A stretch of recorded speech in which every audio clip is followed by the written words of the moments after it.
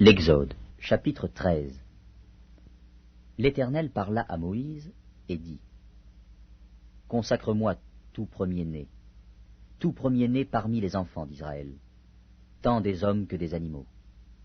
Il m'appartient. Moïse dit au peuple : Souvenez-vous de ce jour où vous êtes sortis d'Égypte, de la maison de la servitude, car c'est par sa main puissante que l'Éternel vous en a fait sortir. On ne mangera point de pain levé. Vous sortez aujourd'hui dans le mois des épis, quand l'Éternel t'aura fait entrer dans le pays des Cananéens, des Héthiens, des Amoréens, des Éviens et des Jébusiens, qu'il a juré à tes pères de te donner, pays où coule le lait et le miel, tu rendras ce culte à l'Éternel dans ce même mois. Pendant 7 jours, tu mangeras des pains sans levain, et le 7e jour, il y aura une fête en l'honneur de l'Éternel.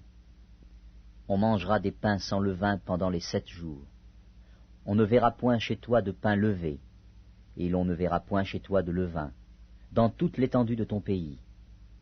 Tu diras alors à ton fils : c'est en mémoire de ce que l'Éternel a fait pour moi, lorsque je suis sorti d'Égypte. Ce sera pour toi comme un signe sur ta main, et comme un souvenir entre tes yeux, afin que la loi de l'Éternel soit dans ta bouche. Car c'est par sa main puissante que l'Éternel t'a fait sortir d'Égypte. Tu observeras cette ordonnance au temps fixé, d'année en année. Quand l'Éternel t'aura fait entrer dans le pays des Cananéens, comme il l'a juré à toi et à tes pères, et qu'il te l'aura donné, tu consacreras à l'Éternel ton premier-né, même tout premier-né des animaux que tu auras. Les mâles appartiennent à l'Éternel. Tu rachèteras avec un agneau tout premier-né de l'âne, et, si tu ne le rachètes pas, tu lui briseras la nuque. Tu rachèteras aussi tout premier-né de l'homme parmi tes fils. Et lorsque ton fils te demandera un jour : que signifie cela ? Tu lui répondras : par sa main puissante, l'Éternel nous a fait sortir d'Égypte, de la maison de la servitude. Et, comme Pharaon s'obstinait à ne point nous laisser aller, l'Éternel fit mourir tous les premiers-nés dans le pays d'Égypte, depuis les premiers-nés des hommes jusqu'aux premiers-nés des animaux. Voilà pourquoi j'offre en sacrifice à l'Éternel tout premier-né des mâles, et je rachète tout premier-né de mes fils.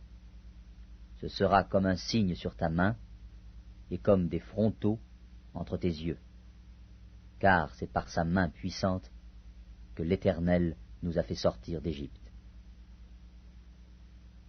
Lorsque Pharaon laissa aller le peuple, Dieu ne le conduisit point par le chemin du pays des Philistins, quoique le plus proche.